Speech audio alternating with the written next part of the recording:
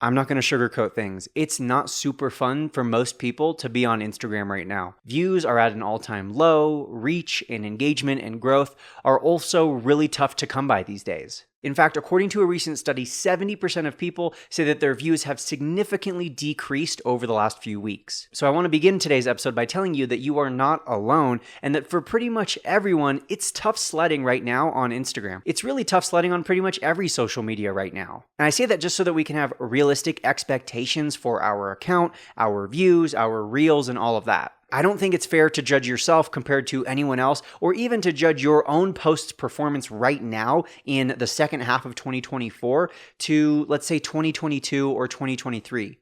The social media environment, the political climate, the algorithms were totally different at that stage. And so, of course, the views and the engagement is going to look very different as well. Now, there are numerous reasons why views are down right now, and the majority of them are outside of our control. There is significant amount of ad spend going towards the election here in the US, and that is definitely bogging down the feed. And so if you want something to look forward to, I believe that in November and December of 2024 and heading into 2025, views should hopefully come back a little bit and the overall algorithm should improve. But even more than the current political cycle, I think that what we're really facing, all of us on social media right now, outside of even just Instagram, is kind of a bubble that has been created since 2020. In 2020, TikTok burst onto the scene, gaining hundreds of millions of users, and shortly after that, Instagram released Instagram Reels, which, while it wasn't a new app, a totally new format for Instagram. And so it was kind of like a new, fresh thing, similar to TikTok. And so from 2020 through really most of 2022 and even into 2023, on both TikTok and on Instagram, people were experiencing massive growth. The same thing was happening on YouTube Shorts and even Facebook as Facebook rolled out Facebook Reels. People were receiving inflated amounts of views and engagement for a few reasons. Number one, this was new features, new kinds of posts, or new apps altogether. And so the algorithms wanted to really make sure that the average person was getting hooked, that we were getting addicted, and that we were using and consuming content regularly. Also, if we look at the amount of people creating versus consuming from 2020 through most of 2023, the imbalance is really in favor of the consumers. That is to say, there were way more people consuming content than creating content. And all of this has led to somewhat of a bubble being created. People getting inflated, abnormally high amounts of views and followers and growth, and thinking that that's the norm, or that should be their expectation, when in reality, they were kind of just in this golden age of short form video content. And so now in 2024 and even heading into 2025, we have more people creating content than ever before. And the average person who is creating content is creating more content than ever before. So if you just think of it in terms of basic supply and demand, our supply has significantly increased. The output of content has significantly gone up, but the demand hasn't necessarily increased, and in many cases, it's even decreased. It's decreased because people are out in the world again. Compare your average day in 2024 to your average day in, say, 2020, and I bet you're spending a lot less time on your phone, or at least a lot less time scrolling through social media. There have also been so many campaigns and movements and so many studies done about the effects that social media has on our mental health and well-being, and I think this is a good thing, if I can add my own personal 2 cents here. I think a lot of people are spending less time on social media, and they're trying to figure out how to consume less and spend less hours each day scrolling through social media. And the final thing that has thrown off the imbalance of supply and demand is advertising. In the first few months and first few years of Instagram Reels, advertisers were definitely using Reels, but they weren't using them and promoting on them and running ads the way they are today. Similarly, there are way more ads on TikTok, especially if you consider the TikTok shop ads. There's just way more businesses that are spending money to pay for our views, which in the algorithm's eyes will oftentimes be weighted more heavily than just us organically posting trying to get views. So all of this means it's tougher than ever before to get views, but it doesn't mean it's impossible. In fact, in just the last month, I've had 3 videos that have reached over 1 million people. One of them is closing in on 10 million views on Instagram Reels, and from that, I've gained about 15,000 followers. So yes, it is absolutely still possible to go viral. And even outside of going viral and reaching millions of people, it is absolutely still possible to reach your current followers and to grow new followers and to get more views than you're currently getting. And so that is exactly what we're going to be covering in today's episode. specifically, I'm going to be sharing with you a 10-step formula that you can follow that will start before you even press post and will end shortly after you press post in order to help your reels get the most views possible. Now, is doing everything on this list absolutely necessary? No. You can have videos go viral with doing nothing on this list. But considering the circumstances and considering the time we are in, if you're a business owner or a content creator, or you're trying to grow a brand on Instagram, you should probably be doing everything in your power to get the most amount of views possible. Especially if you're creating content that took a lot of time, or it took a lot of money or energy to create, you don't want that to go to waste. And of course, I don't think it's totally for waste if it doesn't get views, but it's worth a lot more and it's a lot valuable and the payoff is a lot greater if you are getting the views that you feel you deserve. And so that's what we're going to be talking about today. I'm going to share with you this 10-step system to maximize your views. And this doesn't guarantee that your videos are going to go viral. If you do want to learn a little bit more about going viral, I'll link up a video maybe up here or down in the show notes below about that we did just a few weeks ago about how to go viral. I did an in-depth study of all of my viral reels, and I broke down the elements that was in each of those reels. So if virality is your goal, definitely check that out. But by no means is today's episode a guarantee of going viral. Instead, this is going to be a step-by-step to getting more views than you would otherwise. And like I said, this formula starts before you even press post. There are some things you can do to kind of get your audience and get the algorithm ready for that upcoming post. So let's get into it. The first thing that I'm going to recommend that you do is spend time thoughtfully engaging with other popular accounts or other collaborators in your niche. Now, the exact amount of time that you can spend is up to you. The more time you have, of course, the more time you can spend engaging. But if you have, let's say, only 10 minutes available and you want to really maximize those 10 minutes, I would spend about 4 or 5 minutes thoughtfully engaging with other people in your niche. Now, there's a few keys that I kind of want to break down in this point. First and foremost, thoughtfully engaging. It doesn't mean that you're just scrolling through and liking every post that you see. It doesn't mean that you're leaving some generic comment that says, love this or looks great. Instead, you're watching people's videos from start to finish, you're reading their caption, and you're leaving a thoughtful response. You're not telling people, hey, I made a new post, come check it out, or hey, I post about the same topics that this guy does, so you should follow me.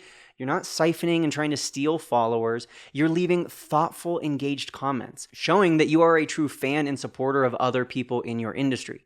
If you want to see what this looks like, check out any posts that I make, because you'll see whenever I press post, there are always a bunch of other Instagram experts who are leaving thoughtful comments on my page. They're usually multiple sentences, and they're adding on, or they're sharing their own opinion, or they're asking me a question. They're thoughtful, and you can tell that that person has taken the time to consume my content and think about it and then write a comment. And like I said, you're leaving these thoughtful comments on other people's pages who are in your niche or industry. You're not leaving thoughtful comments on Kim Kardashian's latest selfie. You are leaving thoughtful comments on other people's pages who are in the same field, or at least a similar field or industry to you.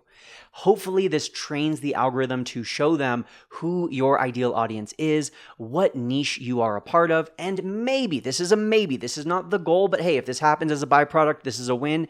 Maybe someone is going to see your thoughtful comment and they're going to be curious to learn more about you, and they're going to click on your page. Maybe your thoughtful comment is going to be so insightful or so funny that the original creator is going to respond to it or laugh or even pin it on their own post. And then you're going to get a lot more likes on that comment and a lot more eyeballs and potential visitors to your page. Again, we are not trying to intentionally siphon off followers or steal people away from your competition. We are trying to thoughtfully engage with their account. And if people see your thoughtful comment and they want to check you out, hey, no harm, no foul. So that's the first thing you're going to do. The second thing you're going to do is you're going to thoughtfully engage on your own account.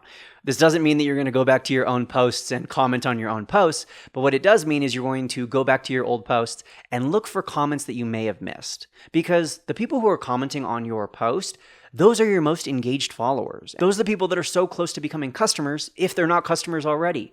So go back through some of your recent posts and just see, are there any comments that you missed? And I truly mean any comments. Even if someone left just like a heart eyes emoji, reply and say thank you. Even if someone just put a laughing emoji, laugh back and say thanks for the laughing face or whatever. Just respond to every single person. No response is too small when you're trying to build a community and you're trying to build a really engaged group of followers. So respond to everyone, and if you can, also ask a follow-up question. It's not always going to be possible, but whenever it is possible, ask people a genuine follow-up question to their original comment, because the idea here is that this gets the conversation going, and maybe it will lead to a follow-up response from them. So now you've turned one comment into two comments. And also, besides just your comment section, I would recommend hopping into your direct messages and just seeing if you have any unanswered or unresponded to or new DMs that you could respond back to prior to posting. Again, everything we've done so far is before you've even pressed post. The thought behind responding to all of these comments and direct messages is twofold. Number one, first and foremost, you should be responding to everyone anyways.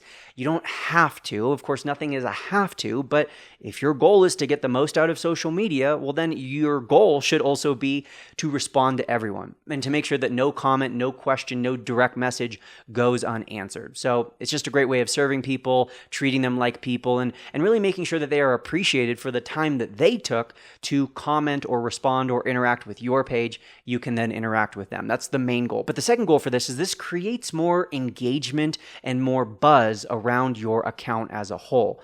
And maybe some of those people who are getting responses and answers to questions from you are going to come back to your page because they're going to get a little notification that you answered their question or you responded to their message or you liked their comment or whatever. And now they're coming back to your profile and they're saying, hey, this person made a new post, and they're going to check out your new post that you're about to post. Or maybe the algorithm is more likely to show them your new post because the algorithm is like, hey, this person commented and then the creator commented back to them. So let's make sure that they see the new post from this creator as well. So again, both speaking from an audience and an algorithm perspective, it is beneficial to respond to everyone, ask follow-up questions, and just make sure that no one is left on red. Then step number 3, and this is the one that I always get the most questions about, is to delete any unnecessary stories. I would actually usually recommend that you delete literally every single story. The only way that you would probably want to leave a story up is if it was necessary. If it was something like, a birthday shout out for your wife, or if it was a sale that was ending in 6 hours, or if it was a sponsored post that you were paid to make and so you have to leave it up for 24 hours. But besides that, if you have any other stories up, what you had for dinner last night, or some random talking head video, or some random post that you shared to your stories, delete all your stories. Take them all down. And this is going to make sense as to why in just a minute. But for right now, we want to delete all of our stories. And the thought here is that in just a minute, and I'll get to this and I'll explain more when we do get to this, but we're going to be sharing our feed post to our stories. And we want it to be hopefully the very first story up. Again, we'll talk about that in just a second. But for right now, the last thing you're going to do before pressing post is delete any unnecessary stories. Again, to kind of revisit the whole hey, I only have 10 minutes thing. If you only have 10 minutes, spend 4 or 5 minutes engaging thoughtfully in the comment section with other people. Spend maybe 2 or 3 or 4 minutes responding to your own DMs and comments. Of course, times may vary depending on how many comments and unanswered messages you have. It also is going to vary depending on how much time you have. The more time you can spend answering people and thoughtfully engaging, the better. But once all of that is done, we can move on to step 4, which is actually pressing post. Now, there are some things that I want to make sure that we have done when we are pressing post. Now, there are quite a few keys that you need to make sure you have turned on, set up, enabled, or disabled before you actually press post. And I actually have 14 of them written down here. So let's go through them. Number 1, first and foremost, this one isn't necessarily a setting in Instagram. This one more relates to your content itself. The most important part of your content, whether it is a reel or a carousel or a video or a photo, any post that you make on Instagram or even on YouTube or TikTok or wherever, is the hook. I hope by now you have heard enough people talk about hooks that you are tired of hearing about hooks. But if not, I'm going to talk about it a little bit more right now. And the reason that I talk about hooks so much, the reason that everyone talks about hooks so much is that they are that important. I think that 80% of your time, energy, and effort in terms of your content creation should be spent on just the hooks.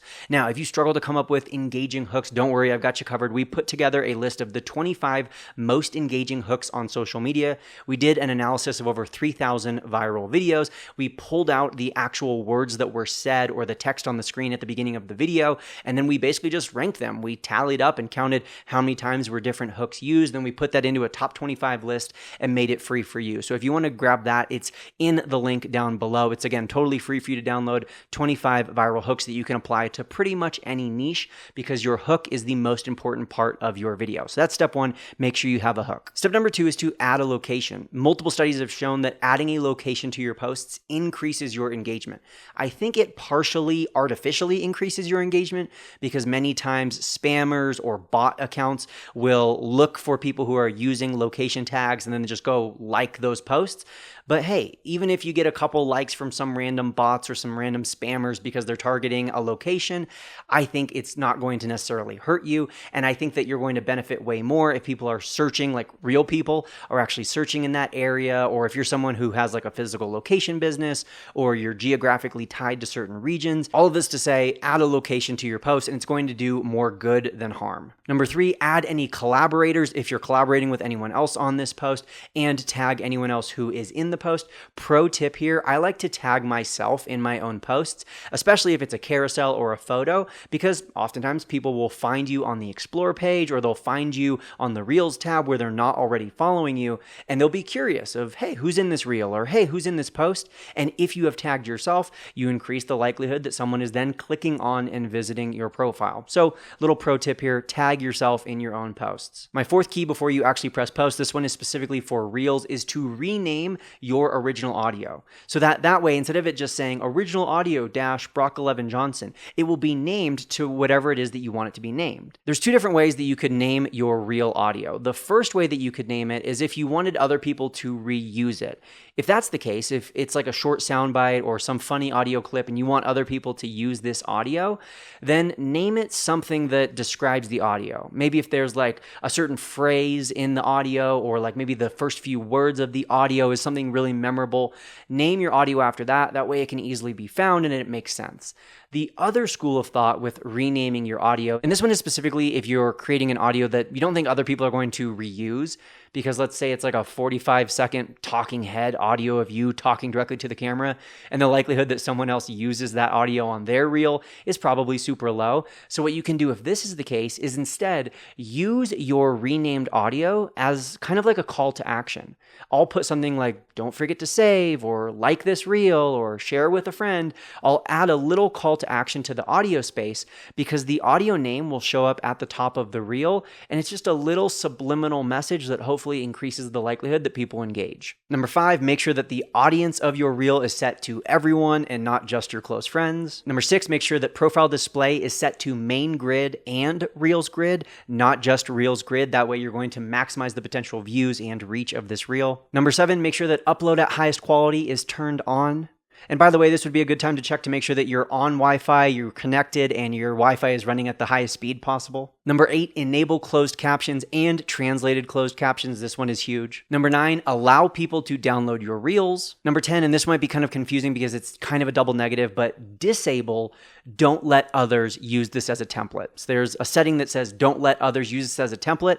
Make sure that that is turned off, which then thus allows people to use your reel as a template. It's just a nice way for Instagram to allow other people to create reels that are similar to yours. And there's some thought that if you allow others to use your reel as a template, then Instagram wants to reward those kinds of reels and thus show them to more people. Number 11, enable recommend on Facebook. That way, if you do have your Facebook account linked to your Instagram, you can get some more potential views on Facebook. And a lot of people report getting much higher views on Instagram and on Facebook when turning on this setting. That's it for the settings, but I do have 3 more things to remember before you actually press post. It's number 12 on the list, the mini skirt rule. The mini skirt rule is something that we've talked about here before. It was named by one of our InstaClubHub members, and the mini skirt rule is essentially an answer to the question of how long should my reels be, which is I'm sure a question that you've had. Should my reels be 1 second? Should they be 90 seconds? Or should they be somewhere in between? What I can tell you is this: there is no golden ticket number. There is no magic length of reel that is going to always perform the best or that performs the best for every single account. What I can tell you is that generally shorter is better. Generally speaking, it's better to be more concise, more tight, and more cleaned up with your reel, but you still need your reel to be long enough to cover the important bits, to cover the important moments. Of course, if your reel is only 1 second long, that can oftentimes annoy people and leave them feeling like they're confused or like they didn't really get what they wanted out of the reel, like the reel didn't really tell them anything besides read the caption. And so the mini skirt rule is this: your reels should be long enough to cover the important bits, but short enough to hold attention. You probably will never forget that. That's number 12. Number 13 on the pre-post or the kind of like right as you're posting checklist is to make sure that you are posting what is called share-worthy content. Now, share-worthy content is a whole nother topic. Share-worthy content is the best kind of content on Instagram. It's the best kind of reel. It's the best topic or the best kind of video to get the most views. So if views is really your goal, I would recommend checking out an episode of the podcast that we did a few weeks ago titled 3 New Instagram Algorithms, What You Need to Know to Get Views. Check that out because in that I go in depth into what is share-worthy content. And share-worthy content is really the secret sauce to growing despite whatever is going on with the algorithm or whatever is going on with supply and demand.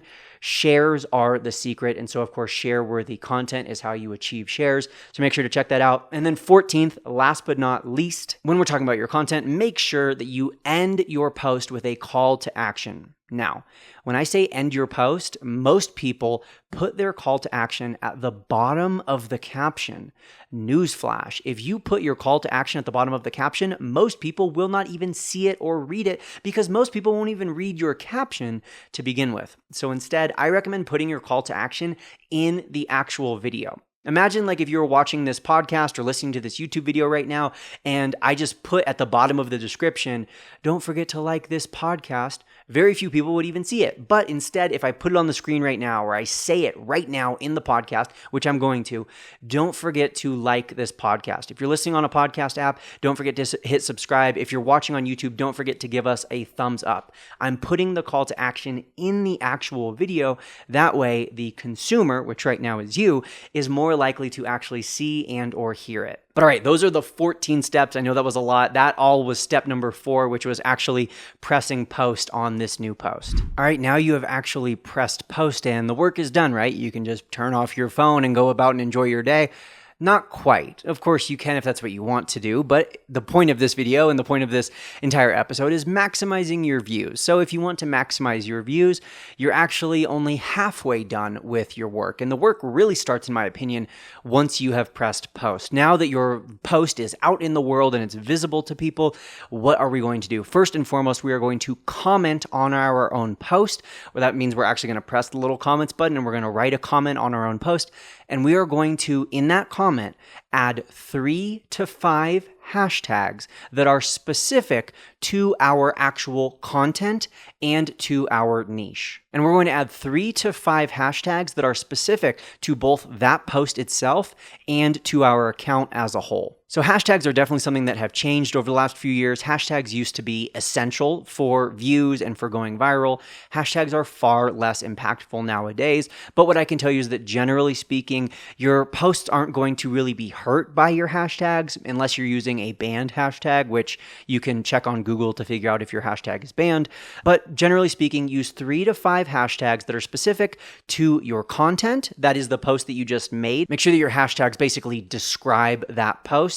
And then make sure that your hashtags describe your account or the kinds of things that you normally post about on your account. And really focus on specificity here. So if you were, let's say, a beginner rock climbing coach, you wouldn't put hashtag mountain, hashtag outdoors, hashtag nature. Those are way too general, way too broad. Instead, you would do hashtag beginner rock climbing tips and maybe even hashtagging whatever that specific post was about. So let's say you were making a post for beginner rock climbers about the best gear to wear. You would put hashtag beginner rock climber equipment or beginner rock climber gear, beginner rock climber clothes, something like that, something that's super specific to your post and to the niche. And the reason that we're commenting this on our own post is that it doesn't make a difference whether your hashtags are placed in the comments section or if they're placed in your actual typed out caption below your post. It doesn't make a difference. Your post is going to get the same amount of views. However, from what I have found, it just looks better when it's in the comments section.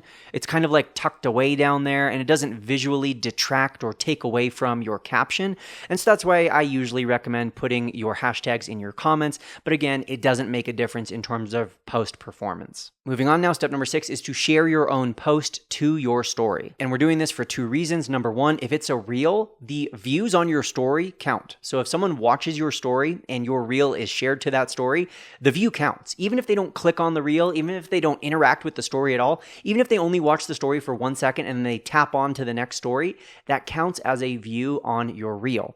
But even more than those views, we want people to see the reel on your story and want to click on it to learn more, click on it to engage, click on it to read your caption, click on it to read or watch the full thing. That's why we're sharing it to your story. And so in order to increase the odds that this is happening, when you share your reel to your story, we're going to add context to it. We're not just going to share the reel and have it cover up the whole screen and then put like a big sticker over the top that says like new reel. And then we try to like just get people to click because it's a new reel, or we try to like trick people into clicking by putting the reel right where their finger would tap anyways. We're not doing that. We're adding text. We're adding context. We're adding things that create curiosity. We're adding background. We're adding explanation. We're adding additional tips. Basically, we're creating a story that can really stand on its own, but that ultimately is trying to get people to click on the reel. So I already just listed some of the things that I like to do, but really I like to focus on creating curiosity, which is usually done through asking a question or getting people thinking about a topic they've never thought about before. Sometimes I will use the hook of my reel to help me think about, hey, what could I put as a hook on this story to draw people in and want to get them to click on the reel?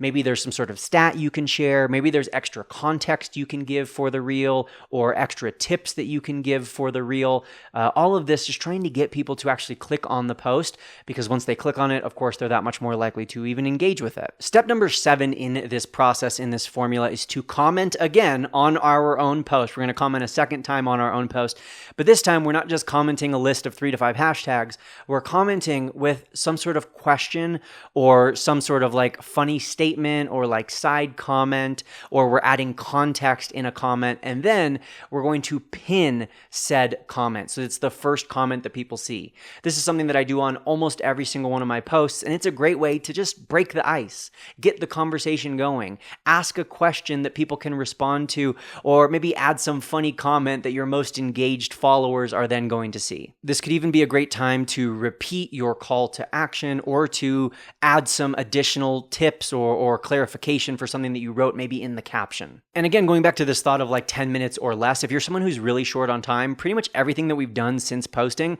only takes a few seconds. It takes a few seconds to write out your hashtags, a few seconds to share it to your story and add some context, and a few seconds to add a comment onto your own post that gets the conversation going. Then from there, this next thing will vary in terms of how long that it takes based off of how much engagement and interaction you're getting. But the next thing that you're going to do is respond to every single comment.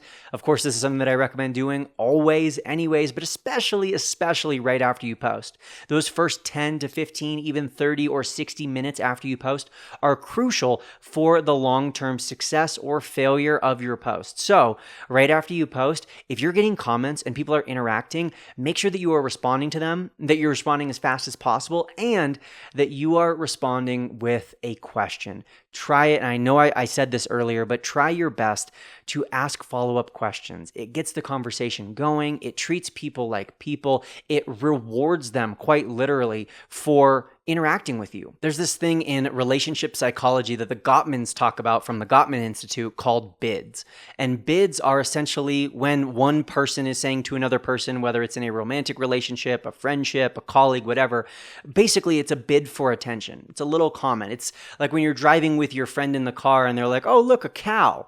We've all seen cows before, but it's a bid for connection. And ultimately, that's what many of these comments are on our posts. Even the least engaged and the least thoughtful comment possible, like a heart or a laughing emoji, is still at the end of the day a bid for our attention. It's a bid for engagement. And so when someone reaches out to you and bids for your attention, respond back, ask a follow-up question, treat them like people. I've heard it said that you should match or exceed their level of enthusiasm. So if someone only says one word, they say awesome, you could say thank you, I appreciate it. So now you've done 2 sentences to match or exceed their 1 sentence. If someone says, this is such a great post, I found it really insightful, where did you learn this? That's 3 sentences and a question. So you should respond with 3 or 4 sentences and a question of your own to keep the conversation going and to match or exceed their own level of engagement. Then step number 9, and this is something that I kind of alluded to earlier, is go back to all of your previous posts, the posts that were made before the most recent one, the one that you're actually trying to get the most views on. go back to all of those previous posts and press the heart button next to every comment, also known as like every comment. Again, these are comments that you've already responded to because hopefully you either responded to them when they came in or you responded to them before this new post was made. But now you're just going to go through and you're going to like all of the comments. This has been shown to increase the likelihood that that person who left the comment in the first place, increases the likelihood that they see your new post because the algorithm thinks, oh, hey, there's some interaction going on here, so we should make sure that this person sees the new post. And also because the person gets a little notification that you just liked their comment. And so their curiosity says, what was the comment? What was the post? Who is this person again? And they tap on your profile, they tap on your page, they tap on your new post. So go back through any of your previous posts and just like all of the comments. It's something that won't flag or spam your account. It also won't spam the person who commented in the first place because they're only getting one single notification unless they commented like 40 times on one post. In that case, only like one of their comments, don't like all 40, but it just gives them a single notification and it increases the likelihood that they see your new post. And then last but not least, my final tip for you to maximize the views on your reels is to do what's called cross promotion. Cross promotion essentially means take your reel and promote it on other channels. There's a few different ways you could do this. And if you think about it, posting your reel to your Instagram stories is kind of a form of cross promotion, but that's the obvious one. That's the one that most people think of and many people already do. So there's some other ways that I want to list off right now that you might not think of.